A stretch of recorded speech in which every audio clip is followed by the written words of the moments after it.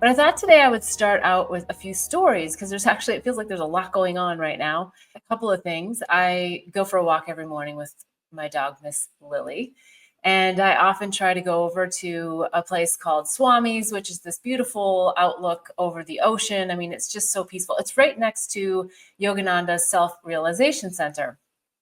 And on my way there, especially in the summer months, I love to get a little flower and put it in my ear. I don't know if you can see it. It might have fallen out. Actually, it fell out earlier. I was like, where is it? And it was like right here in my pocket. So I put the little flower in because I haven't seen these flowers for a while. It's just sort of been like winter time, and now it's springtime. And so I put the flower in, and I'm walking over, and not very many people. The surf wasn't super big, so it was kind of subdued, but a beautiful morning. And walked to just look out. And as I walked towards the lookout area, I saw a gentleman. And if you happen to be watching on live, you'll, I think, hopefully like the story that I'm sharing. And he like saw me. He was a more mature gentleman, let's say that. And he saw me, and he went over and he picked a flower, and he came right up to me, and he handed me this little flower, and he said, I just don't know when the last time someone's given you a flower. And so I said, oh gosh, thank you. And I said, well, actually, I just picked one this morning and I put it in my ear. And so it opened up this beautiful conversation. He wasn't hitting on me, I promise you. He just was a beautiful soul, just wanting to make connection. And so I said, I already have a flower. It's in this ear. And another gentleman was kind of standing there with his van.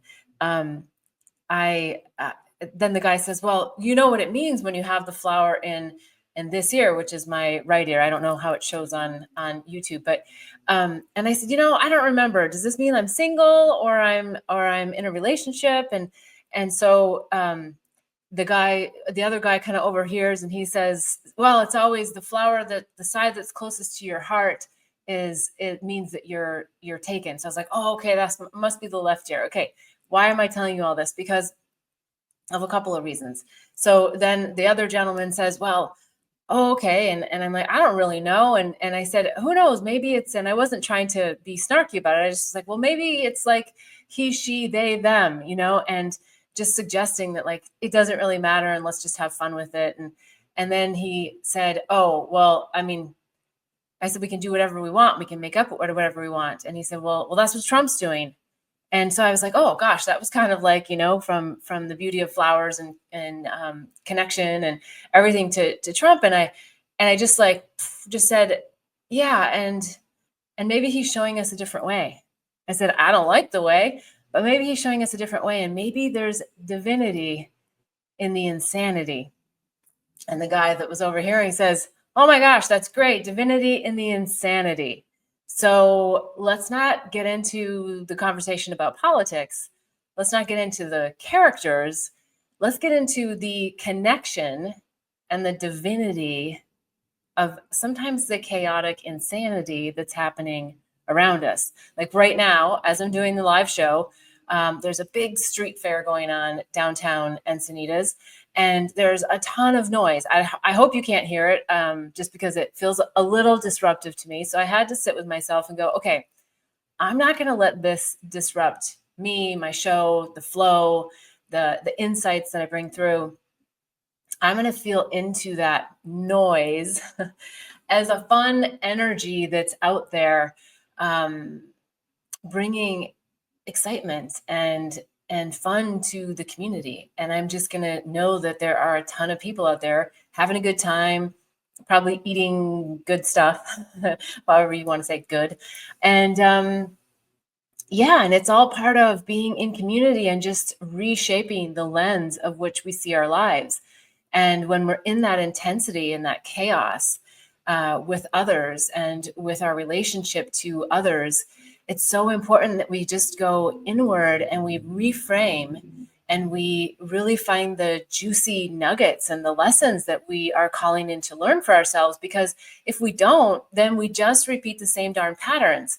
And so that's what this is all about, is, decoding those patterns and unraveling our minds and finding that blissfully neutral state within ourselves. So things happen and we go high and we go low.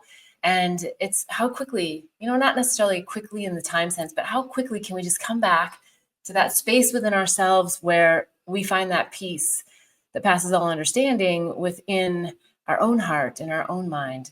And not getting so caught up in what's happening in the external realms, because the only thing we can really ultimately be responsible for is our internal state. So that's my little monologue coming into this. I feel like it's a good time because this is the time for all of us to harness our toolbox and really find that blissfully neutral state so we can be awakening agents for others. So that's what I'm here to be for everyone else, as an awakening agent, to help hold your hand. I'm just helping you remember and bringing through insights from your higher self, my higher self, and reframing some of life's most challenging and difficult situations, especially when it comes to matters of the heart.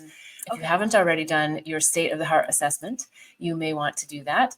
You can go to bethbell.me and you'll find out not only which state of heart you're in, if you're blocked, broken, healing, or whole, but you'll also get the 5 steps back to healing, to wholeness. So your heart is always in wholeness. It's just the mind that wants to bring in the storylines that can, put us on a little bit of a roller coaster. So if you're interested in finding out a little bit more and just getting a few extra tools for your box to go deeper into your heart space and get rid of the craziness of the mind, you might want to go to bethbell.me and do that.